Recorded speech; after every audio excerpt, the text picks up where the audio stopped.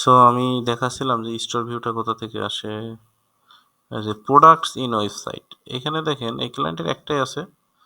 So একটা দেখাচ্ছে, এখানে মাল্টিপল ওয়েবসাইট থাকতে পারে। তখন হয়তো সে যেখানে টিক দিব আমাদের সেইটাই দেখাবে, মানে সাবডোমেইন বলে আর কি।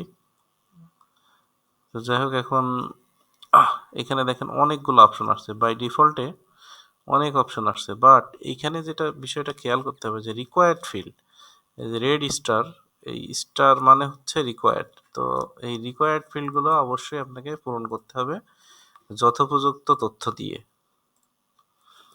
তো টাইটেল দিতে হবে আপনাকে, একটা এসকিউ দিবেন। এসকিউটা বিভিন্ন রকম হইতে পারে, বেশিরভাগই হয় এখানে অ্যালফাবেটিক অ্যান্ড নিউমেরিক একসাথে, অথবা শুধু অ্যালফাবেটিক হইতে পারে বা শুধু নিউমেরিক হইতে পারে, মানে নাম্বার বা লেটার সহ।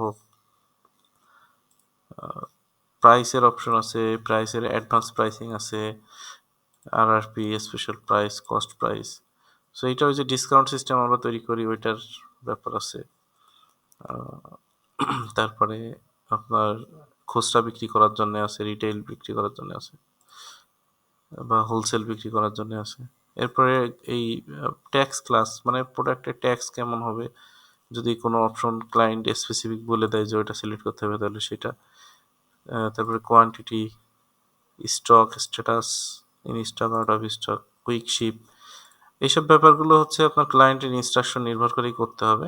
আদারওয়াইজ আমাদের শুধুমাত্র স্টার চিহ্ন দেওয়াগুলো এগুলো পূরণ করলেই প্রোডাক্ট লিস্ট করা সম্ভব। বাট একটা ভালো প্রোডাক্ট লিস্ট করতে হলে অনেক বিষয় আপনার মাথায় রাখতে হবে। এটা আগের ক্লাসগুলোতে আপনারা দেখছেন যে এসইওর ব্যাপার, কিওয়ার্ডের ব্যাপার, তারপরে প্রপারলি ফরমেশন করা। তো এখানে ওয়েট আছে, ওয়েটের অপশন, ক্যাটাগরিজ। তো ক্যাটাগরি, নতুন ক্যাটাগরি অ্যাড করতে গেলে আমাদের কোথা থেকে অ্যাড করতে হবে এটা আমি পরে দেখাবো। এটা হলো ক্যাটাগরি অপশনগুলো, এখান থেকে সিলেক্ট করতে হবে ক্যাটাগরি, কোন প্রোডাক্টের কোন ক্যাটাগরি। ভিজিবিলিটি, এটা ক্যাটালগ সার্চ, মানে এটা ক্যাটালগেও দেখাবে, অ্যাডমিনেও থাকবে, প্লাস মানে প্রোডাক্টের ওয়েবসাইটেও থাকবে, আবার সার্চ দিলেও পাওয়া যাবে। শুধু সার্চ মানে শুধু সার্চ রেজাল্ট আসবে, বাট দেখাবে না ওয়েবসাইটে। ক্যাটালগ মানে হচ্ছে ক্যাটালগে থাকবে, সার্চ রেজাল্টে আসবে না। আর নট ভিজিবল ইন্ডিভিজুয়ালি মানে এই প্রোডাক্টটা ইন্ডিভিজুয়ালি দেখাবে না ওয়েবসাইটে, সার্চিংয়েও দেখাবে না, ক্যাটালগেও দেখাবে না।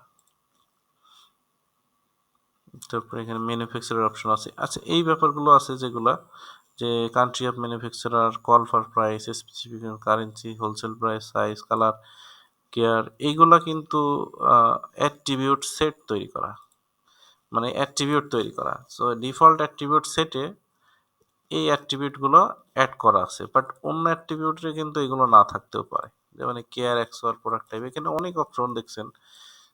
এই অপশনগুলো কিন্তু সবই অপশনাল, এবং এখানে স্টার চিহ্ন দেওয়া নাই, এবং এইগুলো তৈরি করা। সো এই অপশনগুলো হচ্ছে আপনার কোনোটা ড্রপ ডাউন আছে, যেমন ড্রপ ডাউন বলতে সিলেক্টেবল। এই যে এখানে দেখেন অনেকগুলো নাম আছে, সো এটা সিলেক্টেবল এবং এটা ড্রপ ডাউন হিসেবে দেখাচ্ছে, মানে আমি এখানে ক্লিক দিলে এগুলো একটার পর একটা দেখাচ্ছে, এটাকে বলে ড্রপ ডাউন। আর আমরা প্রথমে যেটা দেখছিলাম বাটন সিস্টেম, এটাকে বলে রেডিও বাটন।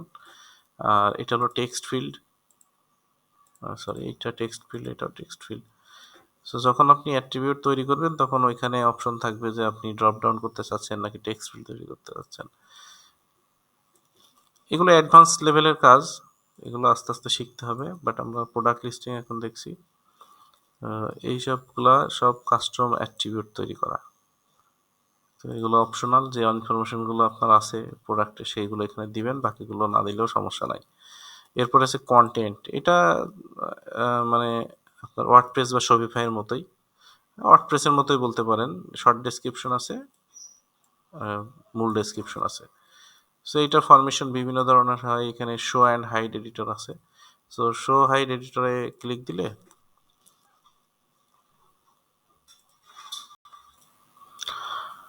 সো এখানে ডেসক্রিপশন দিতে হবে। শো হাইড এডিটরে ক্লিক দিলে, যেমন আগে এটা হাইড করা ছিল, সো এখান থেকে ফরমেশনের যে অপশনগুলো সেগুলো পেয়ে যাবেন। এটা আবার হাইড করলে হাইড করে চলে যাবে, এটাও সেম সিস্টেম।